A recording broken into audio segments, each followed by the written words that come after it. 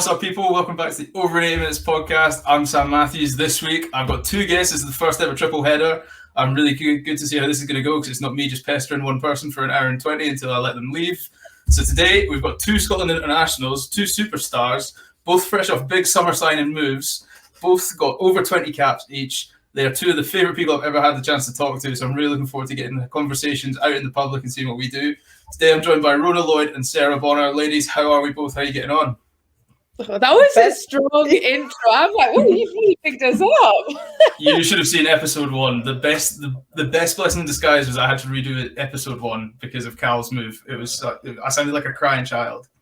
You know, like you'll know this as a teacher, Sarah. You know when you have that one kid that's got to do a presentation and they just look at the floor and read the piece of paper. And you're like, I was like, a little bit more. I'm like, hey guys, I'm really excited. I've got a podcast today. Just don't look at me in the eyes. But that's no. So, ladies, how are you both? How are you getting on? How's camp? Good. We've been on camp since Sunday, had like big couple of days, but we've got day off tomorrow, so I think everybody's pretty pumped for that. We're like pretty near the sea, so I think we're gonna go for a little dip and just have a chill one. Like some people have work bits and stuff to catch up on. So yeah, loving camp, but very much excited for a little rest tomorrow. I love that. Bonds, how are you finding it? Echo everything Rhona said. I've pretty much covered like 17k in the past 2 days, which is a lot for a forward. But do you know, the time that we've got together as class, like, wouldn't take that like away from anything that we've been doing. So hopefully it ends up well. I know I'm a bit jealous of like the gang back together at a hotel. That sounds like a holiday in the making, and then you say you got the day off tomorrow. I'm imagining there's like a lot of Crocs and disposable barbecues going down to the beach with you. Oh, like it's so nice. Like we are such like a big family. Like we always say the Scotland family, but it's so true. And I think everybody's just so happy to be back in together. And we're in Largs, which is a change. So because it's literally like seaside town, like I do kind of feel like I'm on a holiday where I'm being forced to exercise a couple times a day. I thought you just waking up, it's like, what should we do today? And just like your roommate's just like, right, to the gym. You're like, oh, come on. Yeah. It's like you're on. Like, will they notice if we're not there? Will they notice if we're not there? Yeah. Right, we're going to get you guys started with the quick fire questions, nice little icebreakers, and then, as you say, the Scotland family can sit there and rinse you for it when you get back because you'll have some questionable answers. Hopefully, makes it a bit more fun. But so they're really easy, just whichever one comes to your head first. I'm going to choose which one has to answer first because I don't want one of you getting time to think about your answer each time because then you can sort of evaluate the other's answer. So I'm going to start, Bonds. You're going to go first. Tea or coffee? Coffee. Rhoda? Coffee. Yeah, I forgot. You Scottish lot are all mad for your coffees. Half of you've got bloody espresso machines with you. I'm sharing a room with Em and she's brought a coffee machine, so I'm like, You've lucked out. Yeah, you've got your own barista with you. You're fine. Right. Rhona, night out or a night in? Night out. Bonds? it'd have to be a night out. Oh. Right. Would you rather score a try or make a try-saving tackle, Rhona? Score a try. Yeah, winger, that's fair. Try-saving tackle. See, I'm a try-saving tackle guy. Like, if I do a big jackal, I'm like, that's class. Like, that's my try, but that's probably for them often. Well, you've got to think of the highlight reel. Big hits look better on a highlight reel. True. Exactly. Right, if you had to get rid of one tomorrow and keep the other, what would you get rid of, rugby or dogs? Sarah, you've got to go first. Oh my God, no, I can't answer that because dogs are life. Like, honestly, like... Well, then you're getting rid of rugby, surely. But then rugby's life, and what if I said rugby and I get kicked out of the team? Just tell Brian not to watch it. I think I'd get rid of rugby because I love dogs. Rhona? Dogs. I'd get rid of the dogs. Well, no, surely not. I like dogs, but I'm not like Bonar and some other people. Do you know, like the way they obsess over it? Like I like dogs, but sometimes do they smell? Yeah. Like do they like lick your face? Yeah. If you've had a total shitter though, like a dog loves you no matter what. Like they're there through thick and thin, and they know if you're sad or unwell, they'll be with you. Like Rachel Malcolm's dog Callie is my niece, and he has got me through some tough times. Let's just say. Yeah, no, puppy cuddles make a day better. You could have, like Sarah said, you have the worst day in the world. If a puppy's coming for cuddles, it's a good day. Exactly. Right, I've lost my place. We're talking about dogs. Would you rather have sweets or chocolate? Rhona, you're first this time. Sweets. Bonds. Sweets as well. Strong. Movies or TV series? Bonds. Oh, movies. Rhona? I think TV series. Yeah, TV series. Why movies? So I said that, and then I was like thinking about all the things I've watched recently, and they're all TV series. But I do like a good movie because you just get lost in it. Like, I'll happily sit there and then pretend I'm like these characters an hour into a film. So probably films, yeah. My missus does that every time we watch a rom-com. She imagines herself in the film. Yeah. Suddenly we're watching a reenactment of our life that we've never lived, and I'm like, oh, we don't do that. I've never been to Chicago. What's it? I ride the highs and the lows with the characters. Like, I'll be there crying. If they're laughing, I'll be laughing with them. So just escapism for an hour or two. That sounded like a really invested answer. A lot of passion came out of that. Oh, right, 7s or 15s, Rhona. I didn't mean to put that one to you first, but that's worked out quite nicely. 7s. Dun, dun, dun. 15s for you, Sarah, obviously. Yeah, 100%. Like, I'm lost in my pack. I'm like, where am I? I feel so empty on the pitch. Like, are we starting? Right, if you had to have one to get a good rest in, not to get yourself clean, but a rest, bath or a shower? Oh, shower. I don't like getting wrinkly. Shower. Nah, baths are the way forward. Right, showers. Why showers? Not a bath and just never had the bath bomb Saturdays where you just post game. Like, I really have to be in the mood for a bath. And if I'm not, like, the thought of just sitting there, I get a bit bored. Where a shower, you're in and out, you can then go and rest in bed and watch a film. And watch a film. Which has 10 episodes and about 6 seasons. Yeah, exactly. Right, I'll let you off for that one then. Right. Would you rather have a team activity day or a team night out? That follows quite nicely on what you're doing tomorrow. But so would you have like a team night out on the piss, or would you have like a day at like total wipeout as a team? I think team activity day. Team activity day.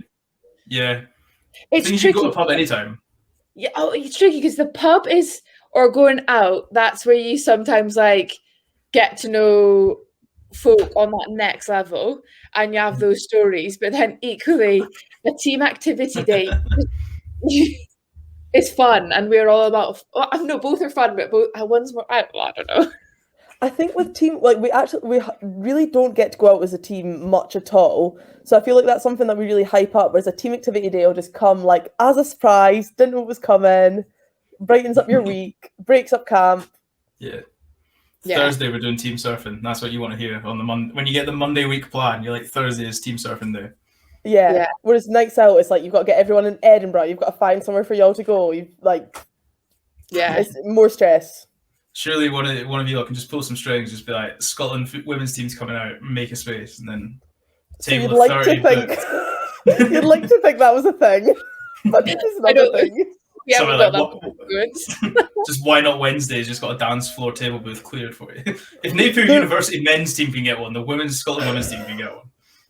We actually, I don't know if you were there, but I remember a night out in it wasn't Why Not, where basically some people got into the VIP booth in the VIP area, but some people didn't, and I was one of the ones that didn't. So where there was like half of us partying on one side of the banner and half on the other side, like that. Yeah, that's kind of how it works for us. Have you shout out Why Not, by the way? We'll probably get in there. Have you ever been into it since they had like the vault as their VIP section? Oh no. All right, so they basically built a prison for the VIP little area, and it's just got these barred walls. And basically, so like we were the rugby team, and they were our sponsors. We were like, yeah, we'll go, we'll see what it's like. I think within 10 minutes, all the boys had left and gone back through the main room because there was just no atmosphere. And the guy was like, "Oh, we need to get some photos of you in the VIP." We're like, "Yeah, we're not going back there." But no, team nights out are the best nights out. If you're trying to get something sorted, are you more likely to FaceTime or text, Bond? Oh, FaceTime. Yeah, FaceTime. Yeah, that must be a podcaster trick, because all the podcasters say FaceTime. I think it's because everybody's fed up of sending messages and not getting replies for like weeks at a time. Oh, 100%. I know I could out like half the GB Olympians that I've got left on scene. I'm like, come on, guys, people. Trying, yeah. See, everybody that's not rugby, nobody reply. All the rugby folk are lovely. They was like, yeah, I'll do it. People that aren't rugby, they're just like, I don't know who you are. So, yeah. Right. Arms day or leg day? I know you had a fierce arms day today, so does that sway your answer? Who's going first? At arm day, no question. Yeah, it's got to be arm day. I'm growing to like the arms. Basically, military lifestyle's got me super skinny. So Rhona's getting me in the gym for arm day, for Operation Udon Noodle, to get my arms from rice noodle to udon noodle. What is Operation Udon Noodle to rice noodle? I obviously know what both are, but... So rice noodles are really skinny, which are my arms at the moment, and udon noodles are a bit thicker, step up, like next level in the league. So we're currently trying to get to Operation Udon Noodle. That's the best name for a PT like mantra I've ever heard. I'm a forward. You got to link food into it, you know? Exactly. All calories are good calories when you play in the front five. That's what my coaches used to tell me. Exactly. Right, where are we going? Oh, the big one. I said it in the trailer and then I forgot to put it in the first couple of episodes. Bourbons or custard creams? Bond. Custard cream. Rhona. Custard cream. Why? All of you the same. All you Scottish thought the same. Hannah Smith said the same, and then it removed her from my Christmas card list.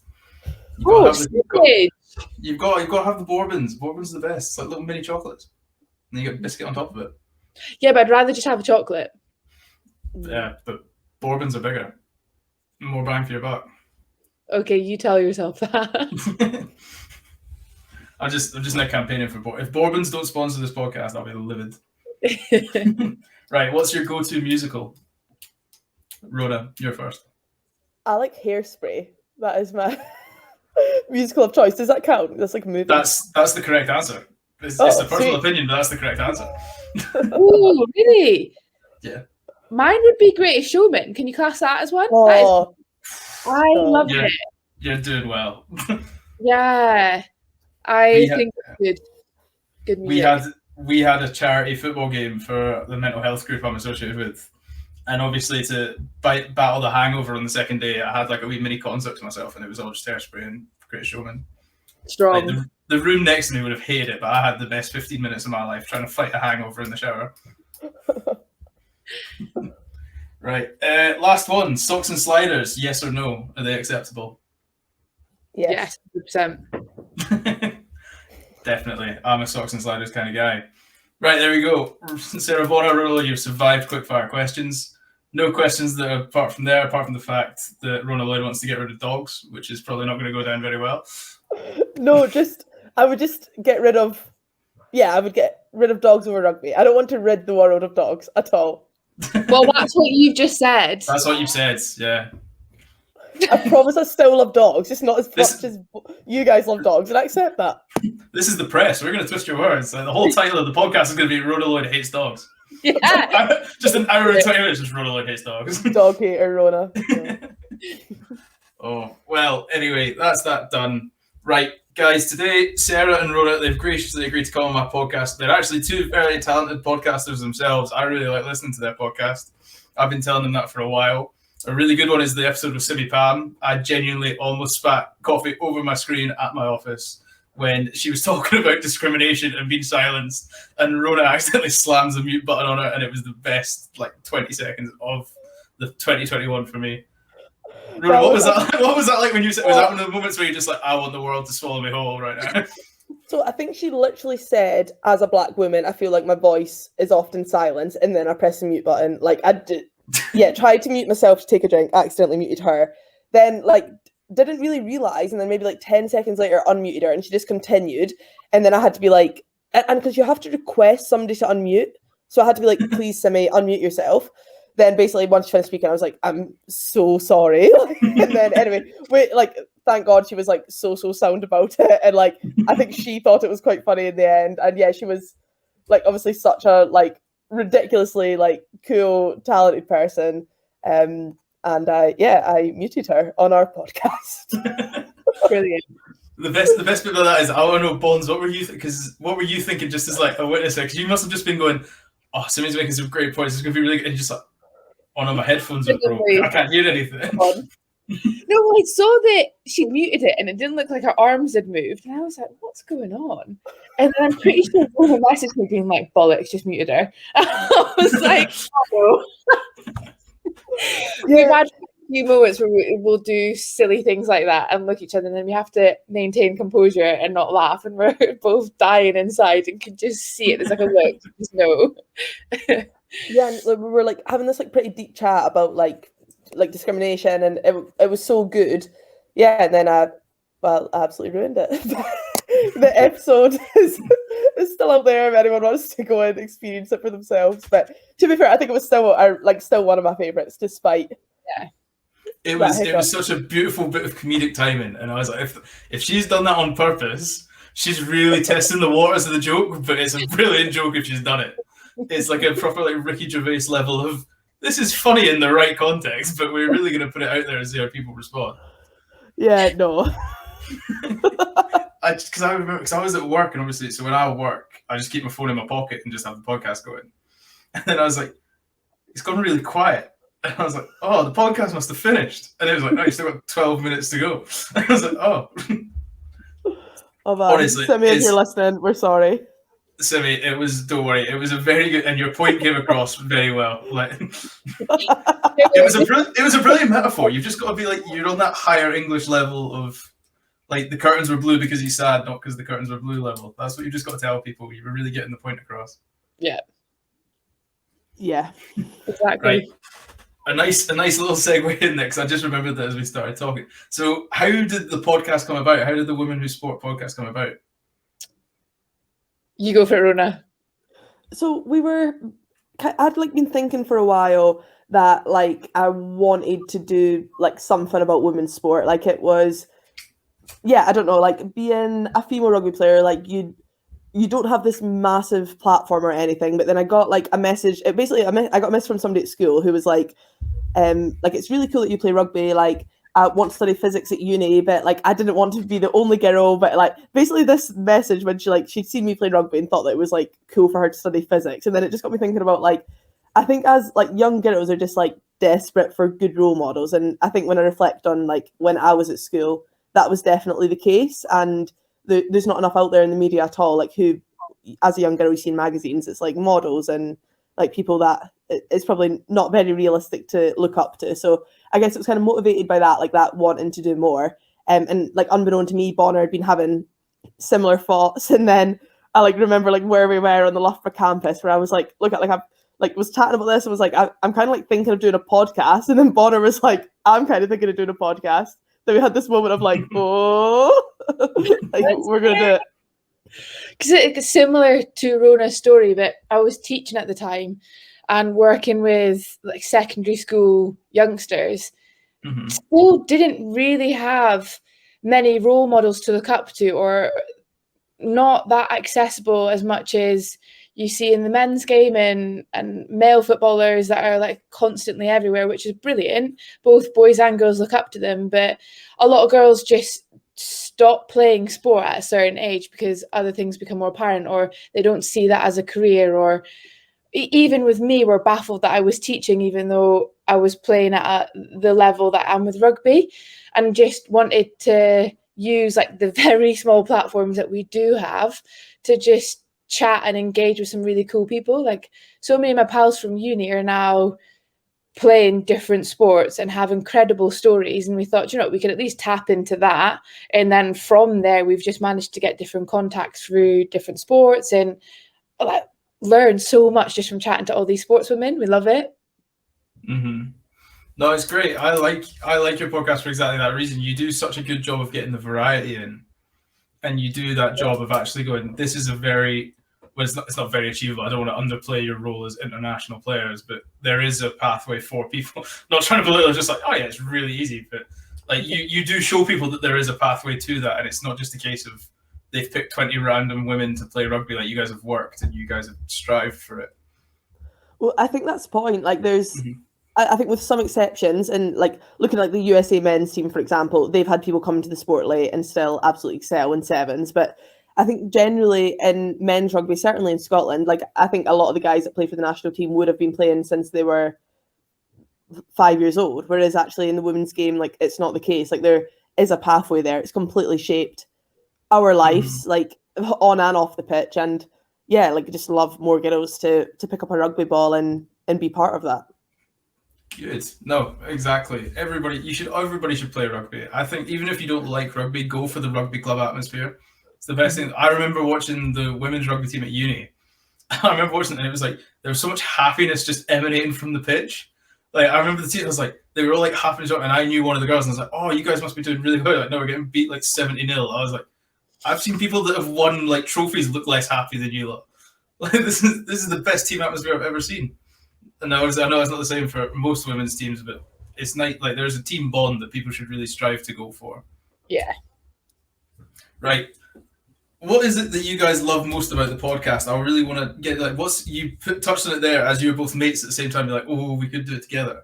What's it like doing a podcast as two hosts and as two friends? You're saying like, is there like giggles? Is there moments where there's giggles and it's a bit difficult, or is there clashes, or is it just straight up good fun?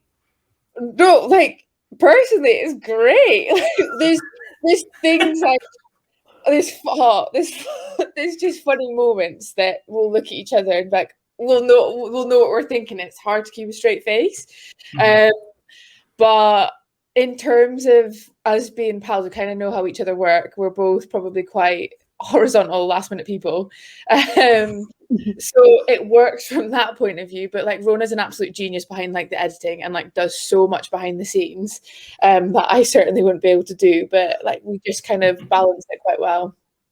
Yeah, like agreed. I think sorry, carry on. Oh no, I was basically just going to repeat what Bon said. Like Bon says questions, I did the editing after. Like I think we actually work so well together, and we'll like send each other messages as we go, being like, you speak now, and one of us thinks that we've been speaking too much.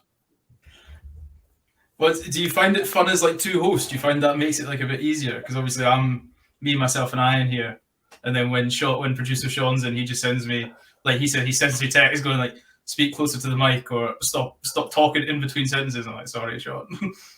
No, like I think that's probably one of the talking points that we discussed when we first started the pod, that we both wanted to do it together with somebody, so you've got that kind of banter between each other. So if we do have a guest that's potentially a little bit more serious, or we get stuck or doesn't speak so much, we kind of use each other to guide the conversation if one of us gets a bit stuck. Yeah, like definitely. Like I love doing it together. I had to do one episode on my own with Tyler Nathan Wong. Like basically we just had, like, it was hard getting a time anyway because of the time difference, and then Bon's like like an RAF thing got moved last minute, so I was like, sorry, I'm just gonna go for it. But like the episode lasted like 25 minutes. Like she was brilliant, but like we need each other. Like yeah, we have so much more banter together. I think we work really well. We had one episode where it was like us two, her like best friends, and then Kirsty Law and Jade Lally, who are two discus I remember boys. that episode. Yeah, I remember that one. Yeah, and they were also like best friends, and I feel like that was almost like too much carnage. Like yeah, there was a lot going on. Yeah, that one went a bit crazy. But other than that one, I think it's been pretty smooth. I was gonna say, I don't envy you trying to edit that one when there's 4 people just having a laugh, because you're trying to make sure the sound's going, and you're like, oh no. Yeah, and with that, like I was having Wi-Fi issues. Like I kept leaving and coming back in with my Wi-Fi. Jade was like sat in a car outside Kirsty's house using Kirsty's Wi-Fi because Jade was moving house and didn't have her new Wi-Fi yet. Like there was, it was just like actual chaos. And yeah, as you said, it's the editing where you're like, here we go. Respect to Jade and Kirsty for getting the podcast on. It was like, I'm outside your house in my car. Well, yeah, because it was like literally in the middle of lockdown. She couldn't even go in her house, so it was a good effort. Yeah. No, I sympathise with you there, Rhona, because you write enough questions. Like you'll do bonds if you're the one that writes questions. You'll know. I mean, you write all these questions. You'll have like 3 pages of notes. You'll be like, I've definitely got enough for like the time schedule here. And then you'll find they start answering like 2 questions in the same sentence. So you're like, I can't go on to the next question now because you've answered that. And you're like, oh shit. Yeah, we know the pain. Although, again, that's probably why having the two of us worked well, because sometimes Rhona will think of something that we haven't even put down in our question sheet. That was actually probably one of the best points that may have come from that podcast. So that's what we quite like about it. Good. No, I'm glad. It's a very, for any young female athletes watching, definitely give that podcast a list. I'm very good at promoting other people's podcasts on my podcast. I pretty much promote Bruce. Bruce is like every episode, but no, it's definitely a good podcast. Go and listen to it. I really enjoy it. So, and I'm not just saying that because you're sat in front of me. So thank you. I would say it if you were sat in front of me, but I generally do like it, so don't worry about it. Right. I'm going to ask you this question now. I was going to ask you later, but I think it fits in nicely. Who's that one dream guest you want on your podcast? I have two. Go on then. You can go first. What Rhona thinks. Sarah Balding, and because I just love her. I think she's class. Just everything that she does within the sport, I love. And Catherine Granger, because she's just like my childhood hero. First Olympic memories. I've met her several times. And she's someone, when they say never meet your heroes, she's one that you would want to meet, because she's just so lovely. She has time for you. She's humble. Oh, she's like, those two are my. I'd have to get Rhona to lead on it essentially, because it'd just be that. Just sat there, mouth open, starstruck. Literally, even at dinner today, Bonds was saying something about Claire Balding, and it was something like, "Oh no!" She was like, sat down at dinner, was like, "Claire Balding's watching the cricket." Everybody was like, "Bonds, no one cares." He was watching the 100, the women play, and I was like, "Oh my god!" Like, Claire. Have you not been watching the 100s? No, like I've been keeping up with bits of it, but I think Claire Balding watching the 100 is just like that shows how much how much Bonds loves Claire Balding. She's great. Claire's class. Right, Rhona, who's your guest? And then we'll discuss the guest in a bit more detail after. So I've been asked this before, and I said two as well, which is probably cheating. Maggie Alfonsi, because I think she's like an absolute legend, and actually, like, I met her when I was like 16, and she was like actually really influential in my rugby career, and she wouldn't know that. So I think I would just want to like tell her and fangirl over thank her. You. Yeah, just like, you're the coolest. Or Dinasha Smith, like she's she would be real cool. Obviously she's done incredible things, and she just had a hard time with the Olympics. She's somebody that I'd love to talk to, and she seems like she's got such a like vibrant personality, which is always fun to have on the podcast. Exactly. Bubbly people make good podcasts, because especially people that just run off on a tangent. You're like, great, I don't need to do anything for 15 minutes. I remember we had one of my first episodes with Tom Lindsay, the Bristol Bears women's, or former Bristol Bears women's head coach. Yeah. And he had so many stories, and obviously because he's like rugby lad through and through, I forgot that I was hosting a podcast. And he just spoke for like 30 minutes about an away day with Wasps in 2007. And he was like, yeah, and that's that story. And I just sat there and went, oh shit, I'm asking him the next question. Just frantically looking down. Like, they're the type of guests you want. Right, Claire Balding. We're going to talk about Claire Balding first, because obviously this is a divine passion / almost cultish religion following. Oh my goodness. Well, no, she's great, because she's like the original female broadcaster in a way. Like, she was doing it long before it was like a topic, and it was never a case of because Claire is Claire. It was always she's the best for it. Yeah, she's like paved the way. Mm-hmm. Like her at swimming, was it the 2012 Olympics she did the swimming, or was it? It was either 2012 or 2016, but she was phenomenal. And yeah, like, she's at every Olympics. Yeah, 100%. Like Gabby Logan's probably like a close second to female broadcasting, but Claire is just like the original, the OG, just paved the way. And probably like, so I used to row before playing rugby, and she did a lot of the rowing coverage and still does. Sorry, I'm fascinated by watching what Rhona's up to, because this is going to be a great viewing podcast. People see this. Yeah, it's getting recorded. No, I'm not going for a wee. I was filling water. But I didn't realise that this is unacceptable. I saw you go into the private room. I was like, if she's going to the bathroom, this is really going to change the tone of the pod. Like, no, I just thought I could low key fill up with water while Bonds was talking about Claire Balding, because I knew that would take a while. Yeah, in fairness, I do talk about her a lot. It's unhealthy. All I can say is that it's definitely stayed in, like the video and the audio, just because it will make people go like, "What are they talking about?" But yeah, Claire Balding's the OG. Like, what's your earliest memory of Claire Balding? Oh God, what is my earliest memory? Probably of her like Olympic coverage, or probably some random like horse racing. She did a lot of like horse racing commentary or coverage. Yeah. Not that I'm big into horse racing, but it was always on Channel 4. and like you just kind of flick on a Saturday morning, and just thought that even her like classic iconic hairstyle, which she's just like donned for so many years, like I just think like as I've grown up, I just think she's a really good advocate for women's sport, done so much for the sport, loads of sports. Yeah, I just think she's great. Like I can't put it in any other words. Right, Rhona, we're gonna mix it, we're gonna go between again. Just right, so Dean Asher-Smith, why is Dean Asher-Smith one of the perfect guests? Like, just interviews I've seen of her and stuff, like she just always comes across so well. And obviously, like, to be world champion, like to be the fastest woman on the planet, like that is incredible. And she seems so humble, and for that to be a British woman, I think like athletes like her don't, like, she's an absolute superstar. Like I don't think we get that, it doesn't come around that often in British sport. So I just think she's super cool, comes across well. Would love to know her story, because I don't really know like how she got into running or this, that and the other. So yeah, I'd go with her for sure. Exactly. Right.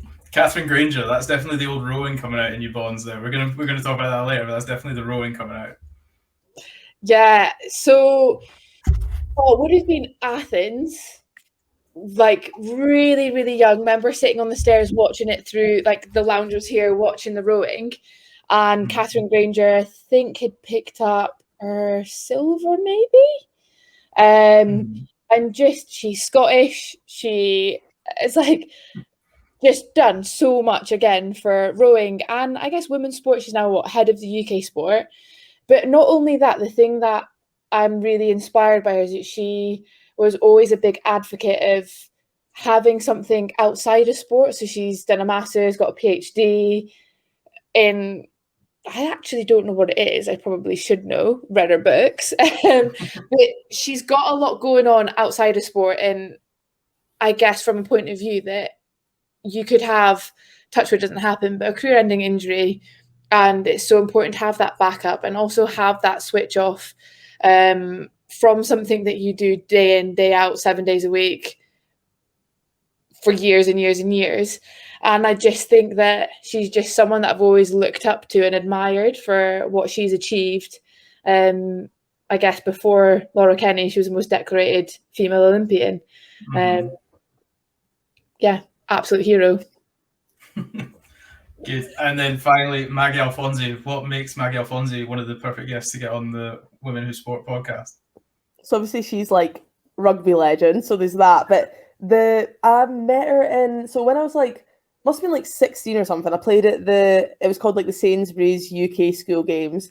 And I was like playing for Scotland, and it was sevens, and she was there, and it was at like a time where I was like basically in school, like I didn't tell people I played rugby. Like everybody was like, "Oh, rugby's for boys." Like I did get like called a man and stuff for playing rugby, which like I feel so like silly saying now, but at the time I was like devastated that anybody could think I was a man. Then basically met her at the UK School Games, and like people were like asking her to like tense her biceps and stuff, and she was just like so confident and such good chat, and like had like a word with me to say that like I'd stood out in the Scottish team. And although it was like such a small thing, like that, like it meant so much to me at the time. And it was probably at a time where like I wasn't quite sure if I was going to continue playing rugby, and that was something that like definitely made me want to. So yeah, I think how the way that Maggie was with me was how like I would love to be with like I guess the next mock rugby players coming through. So yeah, I've just somebody that I've always really looked up to. And she's, like rugby-wise, she's done some incredible things. All right, I'm going to quickly interject. I'm still going to go back and talk about the podcast, because that sounds like the best reasons to have anybody on the pod. And I'll definitely send you that clip that you can then just send out to all of them on like the Instagram DMs and be like, "We're really big fans. Please come on the pod." But so have you? Oh, sorry, carry on. People want to hear you talk, not me. You speak. Oh, no, not at all. Sorry, I probably talked too much. But we've tried that before. So we had a podcast where we had Ailey Gibson on, who was a canoer. And she was talking about how much she loved Catherine Granger. Then Bonar was talking about how much she loved Catherine Granger. So then basically I clipped it all together, and we were like, Catherine, come on our podcast. But I mean, I don't know how active she is on Instagram, but she didn't see it. So I don't think she's that big on social media. I'm telling myself this anyway. She's probably on it daily. No, you just got to just be relentless, just spam. Just until they say no, they've not said yes or no, so just keep going. That's all you got to do. But with Claire Balding, it feels like all of my pals have met her. Like Waz has met her, my friend Hannah that plays netball's met her, Lauren that plays cricket's met her. Like so many of my friends have met her, and I'm like yet to meet her. And I'm just like, it's so unfair. The world is unjust sometimes. Has anyone had the cheek to like send you like a Snapchat video that have been like, it's me and Claire hanging out? They'll send me a photo of them together, and I'm like, this isn't fair. Like, how does this happen? You've just got to start hanging about with like the guys and girls from uni and just be like, right, I know Claire Balding will bump into one of you, so I will be there when it happens. Following on from that point you made about Maggie telling you that you stood out and that really set your tone for I want to be a rugby player. Have you had any of those moments yet where like a young kid's come up to you and gone, Rhona Lloyd, you're like the 7-star that I've always wanted to be, or Sarah Bonar, the way you take balls in the line out is inspirational. Like, I want to be the next Sarah Bonar. No, sadly not. I feel like that's probably happened to Rhona, I feel. There was that girl at school that messaged me that is just, I guess, stuck with me. Then I don't like you meet girls at like I don't know, like girls rugby camp and stuff that will I don't know, like mention a try you scored or something, and that's like always, it's just cool when like I think more and more we're seeing girls come to our games, and I think that's so cool because like I'd never watched a women's rugby match before I started playing. And never watched Scotland women play other than like when I started playing for them. So it's just real cool now that like girls coming through are at our games and like could like see our guys. Like we had Emma Wasso had like a full on fan club for a while. We were calling the Wassalettes. Yeah. So yeah, it's just like really special that it's moving in that direction. No, it's good. Yeah, I completely agree. It's really, really, and the crowds will only get bigger. I don't know if they're still planning to play you guys. Are they still planning to play you guys at Scotstoun? Or are they going to move you to mini Murrayfield? We actually have no clue. I genuinely don't know. Oh, well, I think, I personally, not that I influence the SRU in any way or shape or form, but I think they should move you to mini Murrayfield because I think you'd get a bigger crowd there just because more people play rugby over this side than in Glasgow. So. But yeah, then I could become one of the Wassalettes, but I'll be like the Sarah Bonar and Rhona Lloyd fan club, just stood there. Yeah! And I'll keep harassing Claire Balding. I'll be like, I've got a spare ticket to the Scotland women's game, and I know a second row that really wants to meet you. So. Oh my god, imagine. Just between the three of us, we'll just spam Catherine Granger and be like, this game, this date, be there, and then come along. Like, imagine if Catherine did like a jersey presentation for us one day. I'd be crying. You wouldn't be able to play the next day. No, we get quite emotional during jersey presentations, and like, imagine if Catherine Granger was there. I'd be like bawling my eyes out. I don't know why, it just gets emotional, and Catherine would be there, and be like, "Oh, too much." There would only be 2 people in that room, and you're right. It'd just be you and Catherine. It would be. Yeah. Oh, it's very inspirational to see that you still, because like I don't know how you guys feel, but you guys are very much at the top of your sport. Like you guys are the elite players in Scotland, and you still have these heroes and these idols, which I think is quite good for young fans to sort of look at as you're constantly striving to be at this level that you keep pushing for. So I think this is just a bit of me talking to people who are listening in God knows where, but like keep striving for that and keep pushing towards your idols. Like never think you're there, which is what I get from you two. You never think, you don't think that the job is done. You keep going like, I'm not at the pinnacle yet, I can keep going. But then you get somebody like me who looks at you two and go, you two are Scotland internationals, you are the pinnacle. Oh no, I don't feel that at all. I'm like, I've still got years. I know. I still don't ever think I'll get to the pinnacle, but you don't give yourselves enough credit. You've both 20+ cap Scotland players. Do you know what? That's probably like half of our problem. Like the team is probably a little bit too humble, and we actually need to get a little bit of confidence behind us. But it'll come. Following from that, who's got like the most swag? Who's the most like, I'm the elite? Like, who should you just model the team on? You should be like, we are the Dogs Bollocks. Hannah Smith. She will hate us for saying that. She will hate us. Okay, let's take the limelight off Hannah. Who would it be? So this person isn't like cocky or anything at all, but I just think everybody should live their life how CB lives her life. I thought you'd say CB. Yeah, Like, great show. Yeah, she just does what she wants, dyes her hair red when she wants, like puts like photos on Instagram that I'm like, CB is the only person that could get away with that. Like she is absolutely brilliant. Like I think we should all be a little bit more like CB. Yeah. I completely agree. Once again, promoting somebody else's podcast, I listened to her on Bruce's podcast, and CB on Bruce's podcast. She was the only way I can describe it. She is Canadian as fuck. Like she is so Canadian. Yeah. And it is like you say, it is infectious the level of like swagger she has. Yeah. She could put a bin bag on and still swag it out. Like But make it. She should be doing the social media because your social media will go through the roof. I agree. I think it Yeah, would. she's brilliant. Good. CB, come on the pod because I just chat to you about Canada for like an hour and then eventually we talk about rugby. But massive advocate for Canada. Only been there on holiday, but massive advocate for the place. Right, we're going to go back to the podcast. We talked about the good stuff. Now we're going to talk about the difficulties of hosting a podcast because I imagine all of us share the same sort of difficulties when we host. So what do you guys find the most difficult about setting up your podcast or running your podcast?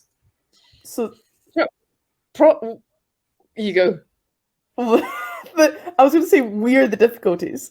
Yeah, I was going to say, like, because we are so busy outside of it, finding a time that either of us are free, or because we think that we could probably bosh something out in an hour, which actually takes 6 hours, we're just sometimes a little bit unrealistic with timescales. So we're probably the actual biggest issue with the podcast.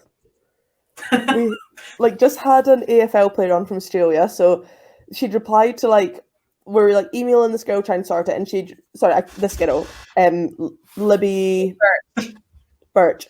We're like emailing her trying to sort it. She was replying to all the emails like instantly. Then when we like got the time, it was like our 10 p.m, her 8 a.m.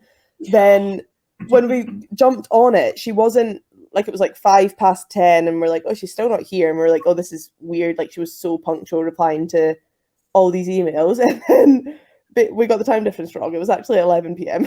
So then we just came off for an hour, went back on, did the podcast at 11 p.m, finished after midnight. We were both like absolute zombies by the end of it. Yeah, like we are the problem with our podcast. I think that's such not a media trained answer. That's such like a humble answer. It's just like, we are not selling anyone or anything under the bus here, any way, shape, or form. And also, in our first few podcasts, especially, our pitches and voices like would be so loud. Like Rhona would have to like manually bring our voices down, and the guest we'd almost like drown the guest out with how loud we were. So we've had little like teething technical issues, but yeah, it's definitely us. I was going to say, how do you feel listening back to the podcast? Because it's the one bit I hate when I'm going through making the clips. Is hearing like you pick up little voice tendencies that you didn't know you had. Yeah, I think Rhona might have froze. I'm thinking Rhona's froze as well. Yeah. Is she in or out? We'll carry on. We'll play it, and if it goes low, we'll bring her back in. We're cool. You answer just now. We'll man it. We'll go to you can practice your individuals when Rhona can't make a Women in Sport podcast. We'll carry on. Do you know what? The listening to it back is probably the worst bit about it, and it just like, oh, it's so cringe. And editing it, but in fairness, Rhona does a lot of the editing, and by the time I listen to it, I'm like, oh, it sounds pretty decent. But yeah, what was your original question again? Sorry. Just listening back to the podcast, because that's my least favorite bit about it. Yeah. So do you have like a least favorite part about doing the podcast? Like, is it because for example, like, so when I do a podcast, I notice that I do things that I didn't think I do. For example, like, I always say like a lot more than I think, and I really get annoyed when I say like. Yeah. So I'm like, oh, like, and like, and then. Rhona and I say that a lot. In particular, Rhona's definitely buzzword is like. I have another buzzword for you. Here we go. Yeah. You pick up on really weird things that you do, and I need to stop doing that. Or when you listen back to the way you even asked a question, I delivered that so poorly, or it sounded really like clunky. But in terms of editing, that is Rhona's bag, and I'm sure she probably hates it at times. Yeah, we're discussing the worst bits we noticed from the podcast. We don't know when you froze, but Sarah just manned the podcast for us and just carried it, so we're fine. We can carry on. Oh, brilliant. Cheers, Bonds. Sorry, I was hotspotting my phone. I think the internet just had a funny one. Yeah, apologies. I'm back. Yeah. Right, what is your worst bit about doing the podcast? Like, is there a particular part that you really don't like? Like, for example, me and Bonds both said listening to ourselves back is our least favourite bit. Oh, yeah, definitely. And I think we were talking about like weird habits we have. I say like between everything I say, which is really annoying, and I don't notice that I do it at the time. And as well, I say use, which is like that's not English. I should stop saying that. As in like all of yous are over there. Yeah, yeah. Use. Which doesn't make sense. That's a Scottish thing though. That's Scottish. It's like unofficial Scottish. And that's the thing. It's so like ingrained in my vocabulary that I can't stop. So yeah, I think just listen to it back, like having to edit ourselves. Oh no, we love it though, don't we? Yeah. Good. Right, have you ever had a guest? Because I'm very lucky. I've not had a guest that I've thought this is boring yet. Have you ever had a guest that you've gone, this podcast is really starting to drag a bit? Maybe you don't have to name them. You don't have to name them. No, never boring. We've had a couple that have talked a lot. Mm-hmm. Like a lot. And you're like, I can't remember when it is. Yeah, which is what you want, but then like if the podcast ends up going on for like we try and keep ours to like 45 minutes. So I guess sometimes if it goes on really long, we might cut out a little bit of what they say. But more from that, like no, like generally we've been so fortunate that we've had really, really class guests on. No, it sounds like I can vouch that you have. There's no sleepers in there. Have you got your excuses ready yet for when like you do cut out bits like, oh, the audio messed up for that, but it came back in here, or that's what I've just got a list of them ready to go. Like, oh no, sorry, my camera messed up, so we can't use that for the YouTube, so we've had to cut it out to make it match the audio and stuff like that. In fairness, I really think anyone's chased us up to say, oh, I wasn't keen on that, or I think we've got away with it. I was gonna say nobody ever phoned you up going, I got a bit carried away and forgot we were getting recorded on this. Can you please take that out? Somebody just gone to town on a teammate and gone, oh shit, I can't put that on the internet. No, we've probably had a couple rants sometimes that were like, I did. All the stuff in the cutting room floor about Hannah Smith having too much swagger. Just hours and hours of unreleased footage. Oh, poor Hannah. Hannah was lovely on this, to be fair. She was very humble, so I now know she was faking it, so I have to get her back on and get her to be her swaggy self. Right, I'm going to talk about outside of rugby because for a lot of people that don't know this, obviously I'm lucky enough, Bonds, to have known you for almost a year now. And then Rhona, obviously, just starting to get to know you. Rhona's now got a live audience as well, so this should be fun. I've now got Molly in the room, but I think she's fine with it. Hello, I'm going downstairs. Oh, she's going downstairs. She's leaving. She's just getting her jigsaw puzzle of her own face. So maybe we should have said that she was cockiest in the team. I don't know how to respond to that. I stumped him on podcast. No, outside of rugby, yes. So as I was saying, is that you, Rhona? I was thinking that. Rhona, is that you? Oh, wait, is what me? Unplug your headphones and plug them back in again. See, this is gonna be a great advert for how podcasts just never go 100% of the time, like 100%. I'm a normal now. Yeah, you're fine now. Oh, I didn't know it was weird. Sorry, guys. No, it's alright. It was only like for about 3 seconds. Right, outside of rugby, right, I'm lucky. Like I was saying, I'm lucky enough to have known Bonar for about a year and a half now through work, and obviously, Rhona, I've just been introduced to you, and I'm going to get to know you hopefully through work. You guys seem to have 36 hours in a day and about 9 days in a week with the amount of stuff that you guys achieve, do, and just live through in a week. How is it like getting outside of rugby? Because obviously, Bonds, you've mentioned it, you're a teacher. You've also managed to go through the RAF and become like a registered private. So, and then Rhona, you've obviously done everything. You've been in athletics, you've worked alongside rugby. What's it like being a female player? Because you guys just work so much harder than the male players, and I will fight that to the moon. Rhona, you gonna go for it? Oh, we love that, Sam. No, I've had the last couple of years, like I have been extremely busy. Like I've been studying, working, training, and I'm definitely somebody that like I want to be at every session. Like if there's an optional kick-in session at 2 p.m, like I want to be there. And that's, I think I probably learned the hard way that while you're studying and working and everything else, you can't do that. Like there was a time last year that I got really pretty ill, and it was like just a result of being really run down, and it was because I was doing a job that started at 5 a.m. and I was like working like 5 till 2, training from 2 till 9, then you get back into the house at 9:30, then I was doing that again the next day. And then like I think I definitely learned a lot from that in terms of like you have to be realistic with what you can do. But certainly like training at Lightning, I was training next to players who are full-time with England, so I'm an international player, I want to be doing everything that they're doing, but it's kind of just not realistic all the time. But with saying all that, like I've definitely had it a lot easier than like, I don't know, like a Rachel Malcolm or an Emma Wassell who have to be in work 9 till 5, and there's nothing you can do about that. Like I've been although I've had a lot of volume, like I've been able to be flexible, and if some nights that means I've been working late or working really early, I've been able to do that, which other people can't do. So it's kind of like a different struggle. And then the last 6 months I've got to be full-time with GB7s, and like I can't describe what a difference that makes. Like it's been absolutely huge. Like I've hit speed PBs, I've hit PBs in the gym, and I'm training as much as I was before. The volume's not changed. I've just been like resting in between. Like it really does make a big difference. Mm-hmm. What were you doing for work beforehand, if you don't mind me asking? Was this like just a part-time job or? Yeah, so I was working for British Athletics. I did an internship with them alongside my masters, and then managed to get a job with them while I was finishing my masters. So that was like I was really fortunate to have that. And then I had like a lull where I didn't have a job and picked up a job at Loughborough Sport, which like I'm really grateful that they gave me the job. It was like helping out as like I don't know, I was like setting up the tennis courts or setting up the badminton courts. Like I don't know what would you call it, like a sports coordinator sort of person, which was a job that was like the hours that I could work with training started at 5 a.m. And like some people are really good in the mornings. This gal needs some sleep. Night owl. Absolute night owl. Yeah.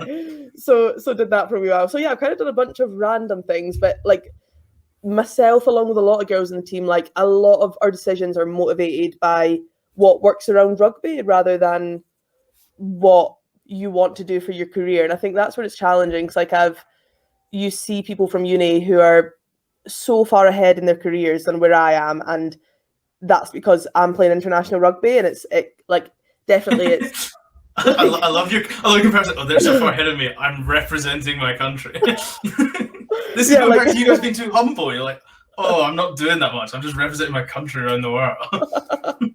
Oh no, just making like, yeah, prioritizing rugby over their careers. Like it's a funny one, but we do it because we absolutely love it, and yeah, we've got goals that we want to achieve. But yeah, it can be extremely tough, and I'm saying that, and I'm very fortunate that I'm one of the players that I've had it a lot better than others. Mm-hmm. Right, now, following on from that, Rhona's just explained how incredibly hard she worked. Bonds, how the hell did you find the time to become a teacher and then decide going, I'll just join the RAF, why not? I've got a couple of free hours. Do you know what, the PGC year, so like your teacher training year, was definitely the hardest. I remember an absolute highlight. This would have been my first season at Scotland as well. Getting up for running. Was that the same year? PGC and the Scotland, and your first year at Scotland the same year? Yeah. Wow. Trying to balance it, getting up at 5 a.m. December morning, going to the park just down the road. So I used to live with Rachel Malcolm, and doing Malcolm's as part of the session. And I remember putting my hand in something, but it was pitch black, couldn't see, had to get the session done, wiped it off, and I was like, nah, something not right here. I'd literally put my hand and lay in dog shit for this session. And I was like, this is like the pits. What am I doing? Oh. Like, it was not okay. Like, finished the session anyway, probably caught rabies, I don't know. I went home and was like, this is disgusting. Like, what? Like, that was definitely like a career low. But and again, I'd get home, and when you're doing your teacher training, you spend so long doing your lesson plans. It is like, for those that are in teaching will know that year is horrendous, because you'll be up till like 1-2 a.m. trying to get it right. the next day you'll go and teach it for an hour lesson, and it'll either go well or it won't go well, but the kids don't really care otherwise. And then that's it, you move on to the next lesson. So that was a complete roller coaster. It got a little bit better when I got my first teaching post, and my school were as supportive as they could be. But as kind of international demands increase and the camp length increases, which is great, and that's what we all want, it then makes it increasingly harder for your employers to be that bit flexible, especially with teaching. You've got your set holidays, and it was just unfair on the kids. I wasn't there for pretty much 90% of the week, giving them cover lessons, coming back for a day or two, marking it all, and then having to turn around the next set of lessons. It just became quite tough, and I had almost like a little bit of a breakdown. I was like, something needs to change at the end of one season in particular, because I just, a little bit like Rhona, like couldn't really do it, and like my mental health took a bit of a knock. So I got support through Scotland, was brilliant. Went down to part-time teaching, and if I'm honest, the military is always something that I'd wanted to do. I just never wanted to take the step away from training. The first 6 months of officer training, you can't be in the game just because of the injury risk. It's so intense. You've got to be in that bubble, and then throw COVID into it, you've certainly got to be in that bubble. And I just thought, the more I'm playing, if I pick up a career-ending injury, that's probably ruling me out from military altogether. And I've got to, as much as I love teaching, it's something I can come back to. I just kind of want to explore this military itch I've always had. Like my dad and my granddad were both in the military too. I just thought, I'll apply for it. And the intention was always to try and get it for post World Cup, so I'd have that kind of breathing space to do my training, then come back to it. But then with everything that had gone on, it worked out the way it did, and I'm just trying to make it work at the moment as I'm in my phase 2 training. But once I'm out training, generally like the RAF and the force is super supportive of the sport. Like I'm really good friends with Amy Cocaine, who's now my teammate at Quins, and he's like an absolute advocate for RAF and rugby, and ties them in so well with her lifestyle at the moment, just because of the support that they've got for her. Wow. I just don't know how you see when you just rattle off all that stuff there. I think about me coming home from my work and I'm like 5:30 and I fling my shoes off and I'm just like, God, I'm not doing anything for today. Like we go back to the top, like the bath's run, I've got the PJs on, my movie with 10 series is there, and then I think, but because I've met you guys, like I've met you, I've met Waz, I've met Tomo, I've met Abby, and I'm like, I bet they've just done like their second circuit training of the day on top of their 9-hour shift. So I feel it's very motivating for me to go home and go, well, you've only worked for 8 hours a day, Sam. There's 24. I know people that are making the most, so get out of bed. You do get kind of caught up in it though. You don't really realise just how busy it is until you take a step back. But when you're in it, I'm the sort of person that if I probably didn't have that, I'd probably be super lazy and not do half the stuff. I almost need that pressure for me to tick things off and actually achieve something. So I guess it works quite well. You just learn to make it work. That's quite a good question. Rhona, how did you find it when you got to go pro as GB for the 6 months? Were you just like, I have so much free time? Well, it was funny with that because I was like pro with GB in terms of I was on funding, and that's the first time I've been like a funded athlete. I still was finishing my masters, so that like still kept me busy. We had podcast stuff. Like I did kind of still feel relatively busy in that time, but the last like 3-4 weeks maybe since like I finished with GB and I've now not been working and just had training, and we haven't really had podcast stuff on. I've literally been going like crazy. I'm like I'm somebody that like you, as Bon said, that you get so caught up in it. Like I'm so used to being so busy that I've literally been like what do I do? What do you do between 9 and 5 p.m. It's been funny. Like I think it's so ingrained that like we just like to be busy and find side projects and get things done. But you do just get in this like rhythm of it, and then you're desperate for time off, and time off comes and you're like, oh, it's kind of nothing to do. So then you get back into it and you go again. Well, I'm pretty sure that this will inspire somebody like it did me to sort of pull my finger out and work a bit harder with the hours that God gives us in the day. Because before I started talking to you guys, I was just like, yeah, 8 till 4, that's me done. And now I'm like, oh yeah, there's still 16 hours left in the day. I better do something with them. Right, we're gonna talk about everybody's favorite subject, which is social media, and more specifically sports social media, because there's nothing like the people that hide behind the random pictures of football players on social media. And more specifically, I'm going to talk about for the Scotland women's team. And I was telling you this before I came on, I wrote the note down as social media moz because I had to remember myself that we want to talk about that. How good is it having the women that you have supporting you guys?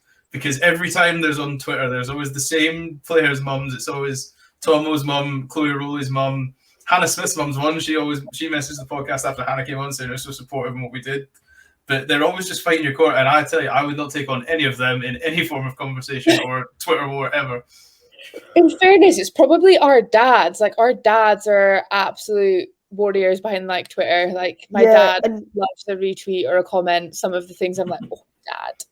So you wouldn't recognise the dad squad as well because they're hid behind like pseudonames. Like there's Dave the Diver. That's Bond's dad. We've got Infinity Mountain Guide. Just outed him. He's hiding if you just outed him. Yeah, all the hidden names. Nellie's dad's quite active as well. Yeah, Infinity Mountain Guide. I've had to get my dad in trouble before. Well, especially so after like, I don't know, if a selection comes out or whatever, and like my dad was retweeting things that would say like Rhona Lloyd in them. So it'd be like Robert Lloyd retweeted like Rhona Lloyd. I'd be like, no, I was literally calling him being like, you can't do that. Like people know that you're my dad. Like, they're funny, but they're so supportive. Like we're so lucky. Like we call them the little parent fan club. Like they've all got this Facebook group where they like meet up and come to games, and like we'll go and play in Italy or France and stuff, and the parent fan club will be there. They actually showed up to a shirt presentation in Italy, and some of the parents, mine included, had maybe 4 too many pints to be at a international shirt presentation. Yes, but no, they're absolutely brilliant. Like we're so lucky, and it's funny because like even like Jenny's mum and dad came to see us play in Italy when Jenny had done her ACL and wasn't playing, and yeah, they all like you'll get a hug from somebody's parent after the game, even if yours aren't there. Like it's really special, actually. That sounds like the most wholesome Facebook group chat I've ever heard. No, it's not. It's just about pints. Oh, even better. I'm trying to find some examples of Dave the Diver, but so far it's quite tame. It's is it? I think it's Tomo's mum that I see the most. She retweets most of the work tweets that I put out. Obviously, because Tomo's the ambassador. But... Yeah. Is it Susan? Susan is active. Susan is a Twitter force. Like I worry for my job when I see Susan active on Twitter. Like Susan could have my job, and I'd be powerless to stop her. You need to add Susan on Facebook. That is where Susan really gets her kicks. Oh, this is a cute one from Dave Diver. Good luck, ladies. Believe in yourself, and you can win. So motivational. You've like motivated the team, Dad. Go on. I might phone your dad if I've ever got a big life event coming up and just be like, Dave, feeling a bit insecure here. Tell me how I'm going to do well in this situation. Yeah, he could provide some information. I'm now going to try and find Rhona's dad. Do you know what? I'm gonna do a special podcast. I'm gonna get like 7 of them on the pod. And we're gonna discuss the fans of women's rugby, and it's just gonna be like a 20-minute podcast about the glory that is the Scotland women's rugby team, just from the parents. Oh god, they would love their time in the limelight. Oh, they would. Every player must nominate one parent to come on, and we'll just have chaos for 30 minutes. Imagine just all the little faces on the screen. Oh yeah, we make sure we need to have a player in it just to like moderate what they're saying. Yeah, I'll just send you for the feedback, and I'll be like, Rhona, what of this can fly and what can't fly? Yeah, literally. Try to send it to the SRU as well. They'll be right. Yeah, they would. Rhona, what's your dad's handle? I'm not telling you. Oh. I'm about to go follow Dave the Diver right now. As soon as we get off the podcast, Twitter's there. Oh, I need to find it. Sorry, carry on. Is it an unusual handle? Yeah, it's an army number, so it cannot be easily tracked. Oh, this is so exciting. I must have liked his. For the audio listeners right now, all we can see is Sarah just looking really intently at a bright light at her phone as she's scrolling through Twitter. Can't put it down, but I'll Right, find it. just send a bunch, and then I'll go through them, and then when we drop this podcast, I'll just start throwing them out throughout the week. I'll just start tagging them on stuff on Twitter. I'll be like, @Dave the Diver, what did you think of this week's episode? You'll get some brutal feedback. It's like, not normally a listener, but this one was passable. So thanks, Dave. But yeah, like, we've got to talk about social media, and then this is more. I asked Hannah the same question. What advice? And you've touched on it quite nicely already, Rhona. What advice would you give to young female athletes, especially with the, for want of a better word, arseholes that do happen to populate social media? Like, how would you tell young females to interact with social media, or how to not interact with social media? I think, Bonds, you're looking at me. Does that mean should I take this one away? I think it's a tough one because like our life is so, like, social media is such a huge part of our lives these days, and especially for the youngsters, like some like girls that I know that are like 19, 20, like their screen time's like horrendous. Like they're like girls these days and young boys, like they're on their phone a lot, and a lot of it can be pretty toxic. But I think we need to remember, like, on social media, like, we decide what we can see in terms of if there's somebody, like, if I see somebody that tweets something sexist or whatever, like, I'll just mute them, or I'll unfollow them and block them or whatever, like, and I'll just do it then and there, because it's not something that you need. And yeah, I think you choose what's on your feed, you choose what you can see, so just choose what you expose yourself to, and don't expose yourself to things that, like, don't make you feel good. Sorry, I'm fiddling about with a light. I'm listening. I'm just fiddling about with a light. Oh, no, sorry, I'm enjoying your light show. It's one of those I can't move because my camera starts my computer, but it's one of those, like, those TikToker ring lights. Yeah. You know, when you're setting up a podcast on a budget, and you set yourself like a budget of like £8, and you're like, I will make a podcast studio out of this. So if I ever make a TikTok account for the page, you'll know what has been filmed on. But yeah, sorry, no, right at the end there. So I've completely. We're gonna go again. What was your last sentence? I completely missed it, and I've now confused myself talking about TikTok. Oh no, just that you choose what you expose yourself to on social media, and if somebody's putting out something that you don't like or that doesn't like make you feel good, then you mute them, you unfollow them. Like you don't have to expose yourself to that. I will second that. The most satisfying thing you can do is mute somebody because they don't know you've muted them, so they just tweet at you relentlessly, and you just cannot see it. Or like I just give people the silent treatment. Like there's a specific like thing that I could think of is like a boy that like he was on the men's rugby team at uni. Like he like was tweeting like really sexist things about women's football, but then was like, I don't know, like messaging me being like congratulating me on Scotland things, and it's like, no, you can't like pick and choose when you're an ally for women's sports. People like that, it's just like, yeah, you mute, you block, like you do what you do. But I think, yeah, it's just kind of regulating what's on your personal social media, I guess. Mm-hmm. Bonds, any extra advice? No, echo what Rhona said. You just tailor your experience and try not get bogged down by it. Like I do know a few pals have looked at it and you kind of get sucked in, or you have not a weak moment, but you kind of get drawn into it, and it's just really not worth it. Mute it, make sure that you just follow who you want to follow and what is relevant to you. Sometimes you can't avoid it, and you will see some things that are just quite hurtful, but use it to channel into your next game or whatever. No, completely agree. The thing that I try to make people remember as well is, because obviously I've not got any negative comments yet, but I know they'll come at some point with a podcast, is for everyone, the thing we used, because I used to work in restaurants, so what we used to say is for every negative review, there's about 20 people that have had a good experience that just don't tell you about it. So just look at it that way. Yeah. So yeah, young female athletes, take advice from this guy that has never played professional rugby, that just ignore what they say on social media. That's, with the social media thing, that's something where like I feel like the boys get it so much harder than us, because there's so many less people watching our games and stuff. Whereas like some of the stuff that I've seen about like male athletes are like, it's so hard. And there's like as well right now, anything that comes up on your Instagram about the vaccine or coronavirus, you get a pop-up saying like, this might not be accurate information. Like if they can spot it that easily, then why aren't we like regulating racism better online or abuse better online? Like I think social media platforms need to do a lot more as well. Mm-hmm. Yeah. No, I agree. Sorry, Sarah, are you going to say something? Or No, sorry. Waz has just messaged me being like, "Are you free?" I'm just going to quickly reply to say that I'm still podding. no, we're near the end. Don't worry. We've just got to talk about your big summer. We're going to talk about you guys getting into rugby now, so that will.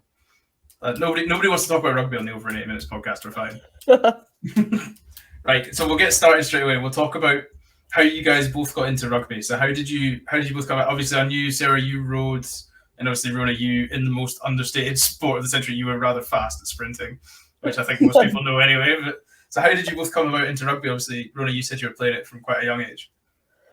Yeah, maybe started playing when I was like 12, 13. Like I was just one of these kids that did like a bunch of sports at school. Like I would do athletics, basketball, rugby, netball. Like I kind of did everything. And then as I got a bit older, well, I think actually probably once I hit like maybe 16 was when I then got involved in Scotland under 20. And then it was like, okay, instead of doing rugby once a week, you're now doing it 3 times a week. And then after a couple of years and you're getting selected for games, you then also have to do 3 gym sessions. And it kind of just like built up organically like that. But yeah, I'm so glad it did, and I wouldn't change a thing. And actually the exposure I got to other sports, I think has been absolutely massive. Like I guess the player that I am, like speed's a big part of my game, and that's something that comes from the time that I spent in athletics. So it's I think actually coming into rugby quite late has a lot of benefits. Well, quite late, 13. Late maybe relative to the men's game, but not certainly not relative to Bonar.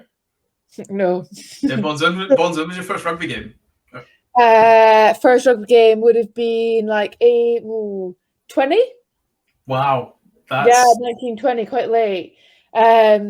So growing up, like I loved all sports again. Took netball quite seriously. So my parents, when I was 13, we moved from Aberdeen to Cornwall.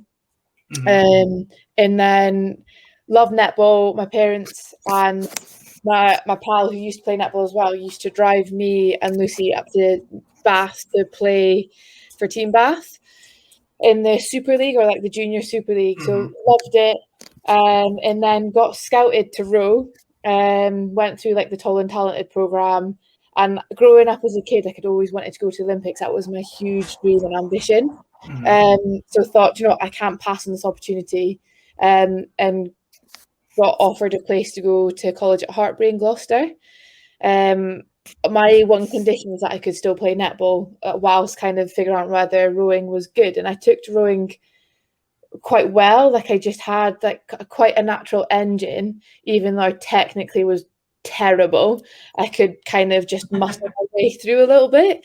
So it kind of went from there, did like junior stuff, under 23s, enjoyed being in team crew boats. But really struggled being in my single. But whilst at college in Gloucester, Nolly, Daniel Waterman, was the coach while she was playing for England. And she used to mentor me a little bit because I really struggled with my nerves. I could put a lot of pressure on myself before competitions and trials for rowing. So I got to know her that way whilst at college. And then in my final year of uni, I'd kind of really got into a bit of a hole and wanted to still be competitive at something, but felt that if I left rowing, I'd lose my identity, and had all these really, I don't know, I just got myself into a proper mental negative spiral. But happened to bump into Nolly as she was on England camp. And Nolly's one of these people that she'll ask you the most innocent, trivial question, like, how are you? But almost like looks into your soul.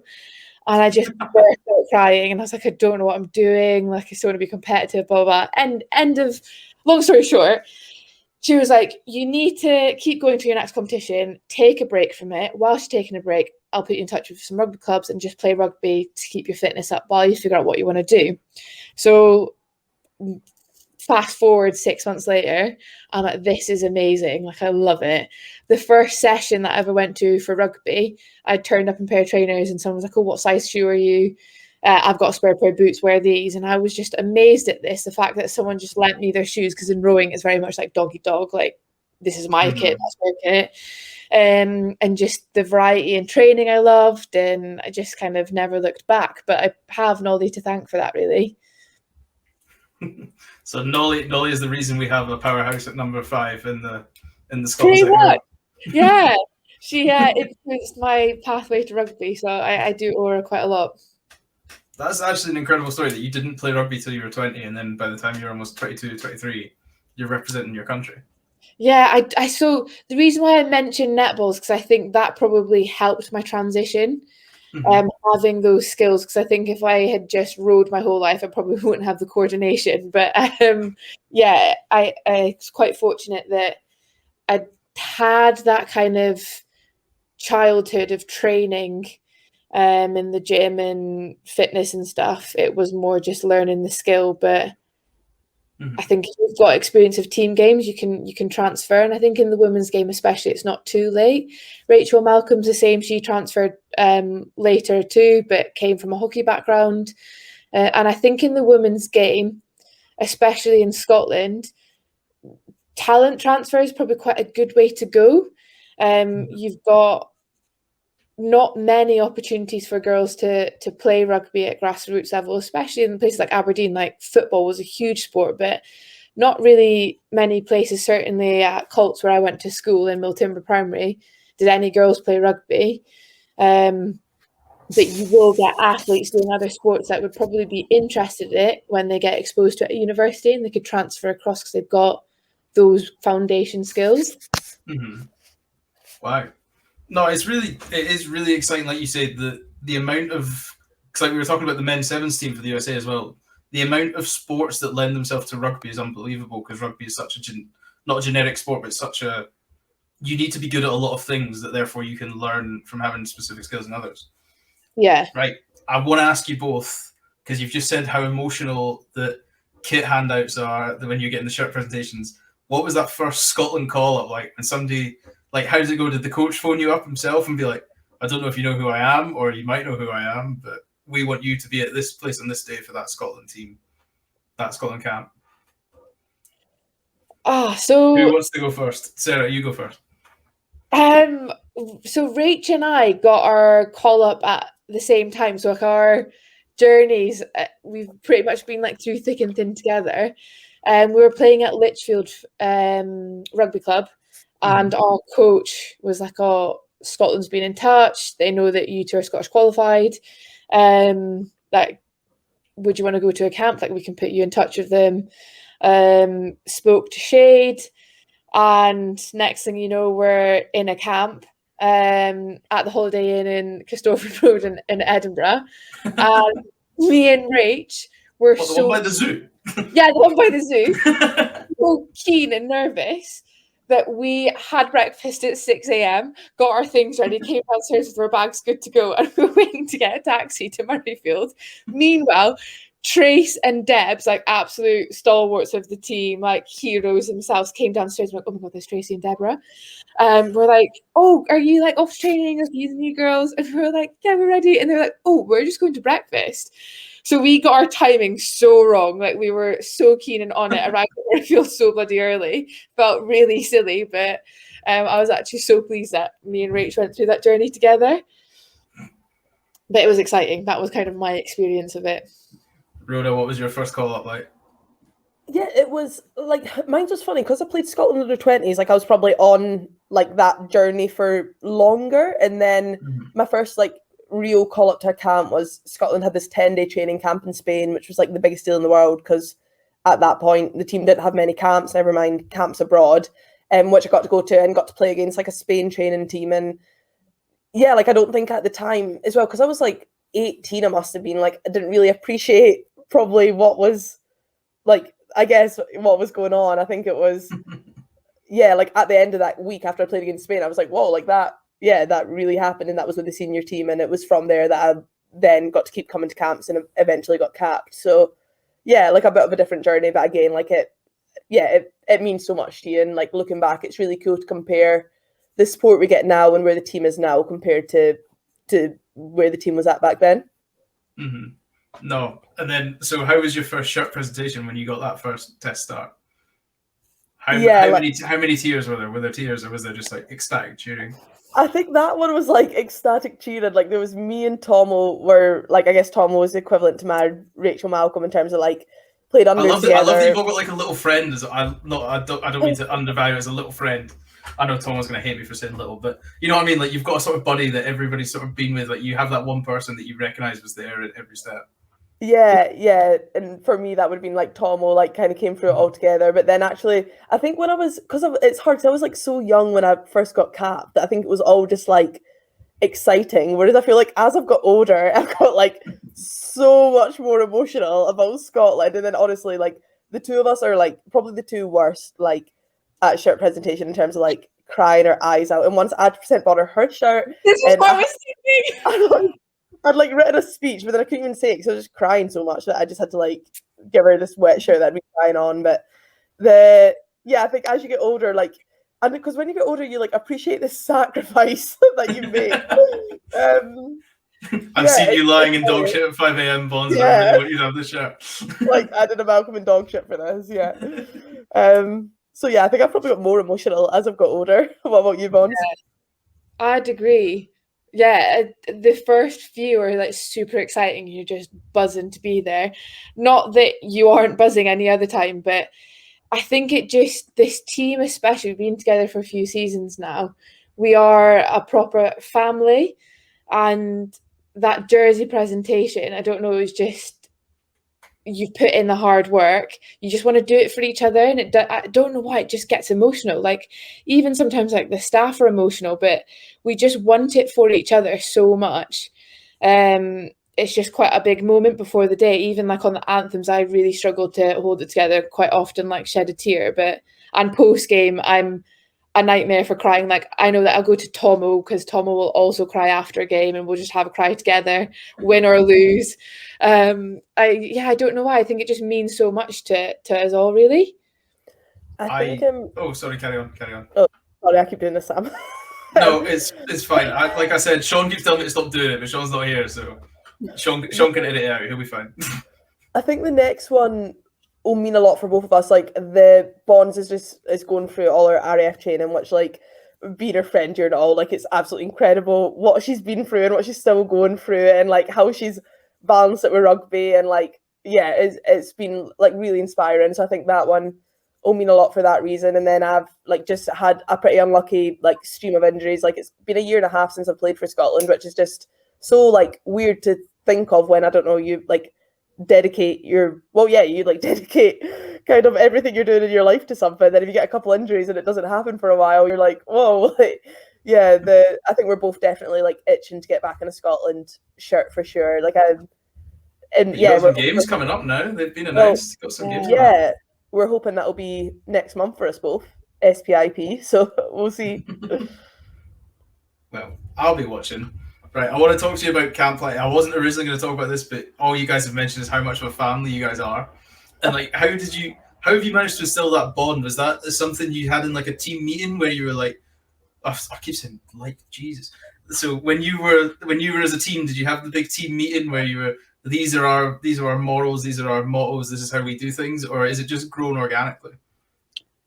I'd say it's grown organically. Like, we've definitely had culture meetings and discussions about standards in the way we want to play and present ourselves in terms of professionalism and things like that. But in terms of the bond we've got, that's pretty organic, I'd say, which makes it so special. And we've been through like some unreal highs, but also some like heartbreaking lows together. And I think that just naturally pulls you closer.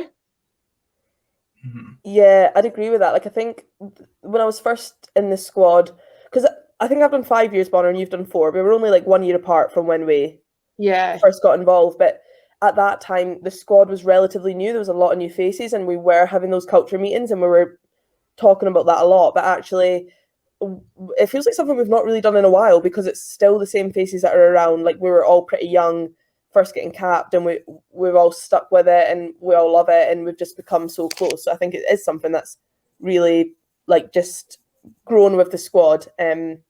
And it's really cool that like we know what we stand for without having to talk about it all the time or remind each other, I guess.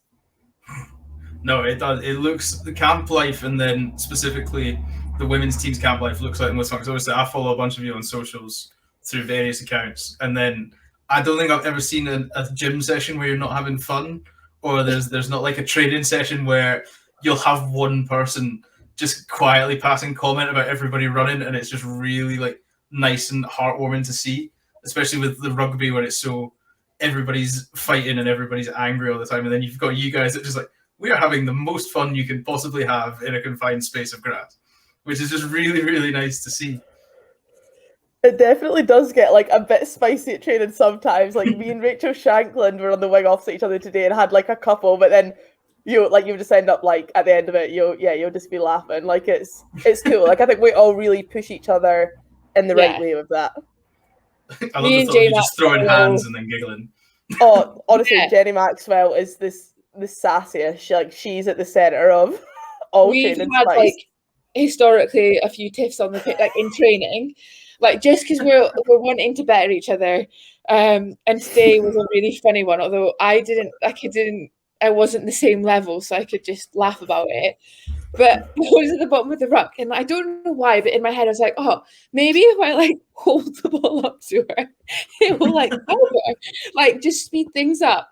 And it instead she like fumbled it because she wasn't expecting it to be held up. She was like, what are you fucking doing, mate? And then like sped off, and I was like, oh no, I just got sassed by J Max.